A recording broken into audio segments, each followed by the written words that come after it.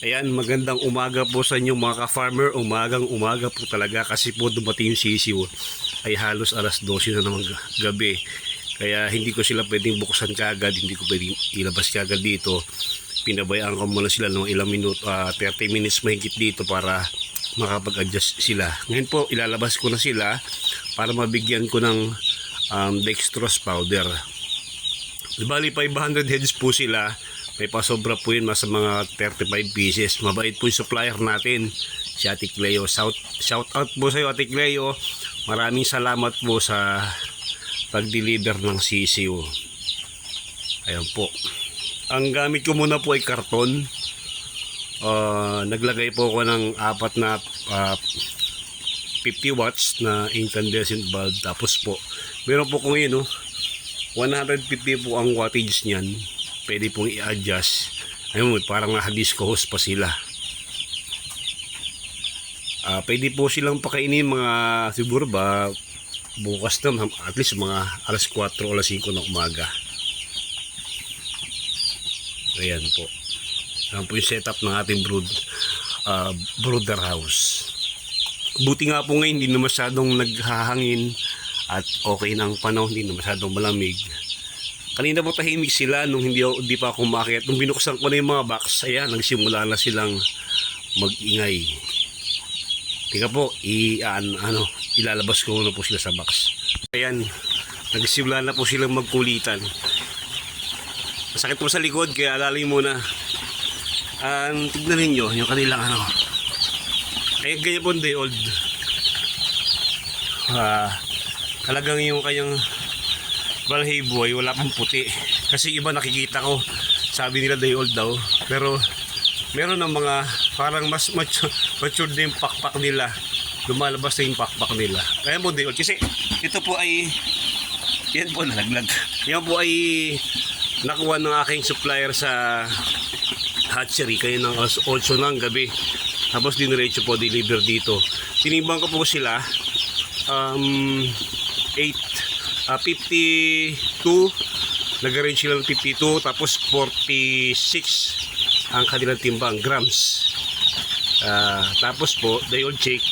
Iba po kasi sinasabi nila, ang timbang ay ganun, 52, 54, pero tignan man na ninyo yung pakpak nila, may kulay na. Kaya dapat po talaga mabusisi yung mga bibili para hindi tayo basta-basta nabibentahan ng hindi maayos na sisiw. Isa pa po sa titignan ninyo kapag kukuha kayo ng sisiw, yung reflex po nila dapat active. Tapos po yung kanilang mga paa malalaki, yung balahibo po nila yung fluffy, parang bulak ba kung hawakan. Tapos ganyan dapat sila kaligsi.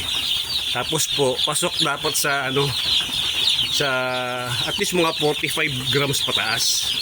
Basta po day old day old chicks. Ayan, yung sisigla po nila.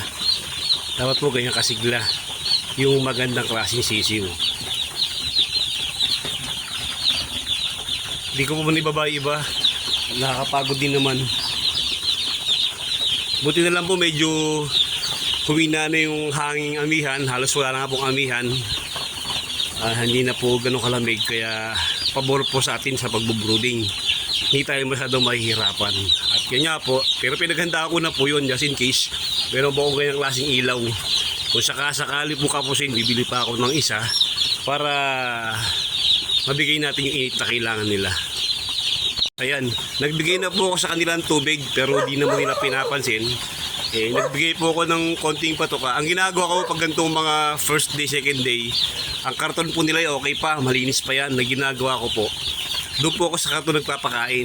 Nagbibigay po ako sa kanila mayat maya, hinahagisan ko po sila. Hanggang sa masanay na po sila na kapag naghahagis ako sa flooring sa karton, naiinganyo po silang kumain. Ano po yan parang barkadahan din po yun. Pag yung isa'y bumangon, tumayo, tumuka, gagaya po yung isa.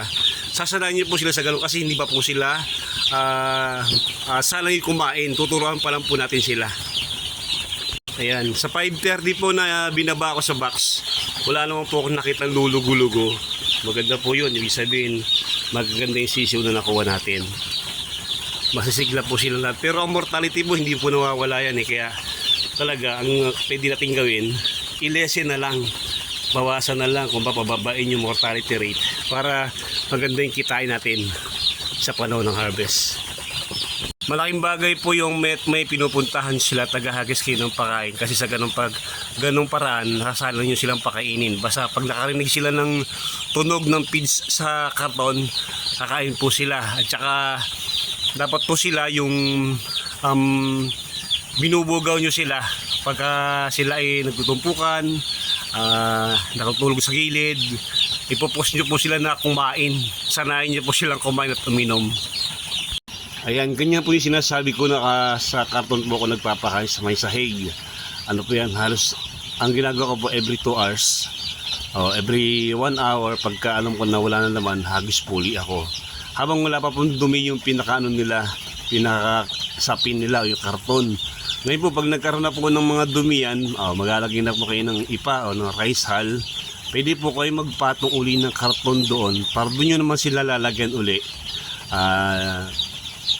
Init po yung panahon, ramdam ko po dito kaya di tayo mahihirapan mag-brooding. Yan, maganda. Pag ganitong mga buwan po, masarap magpalaki ng sisiw. Mabilis, basta tama lang po yung pagkapakain ninyo, tsaka tama yung ventilasyon. Hindi sila masadong kulong, ay mabilis po yan lalaki. Maraming salamat po mga ka-farmer. Paki-subscribe naman po yung ating channel. Mabuhay po kayong lahat. Happy farming po!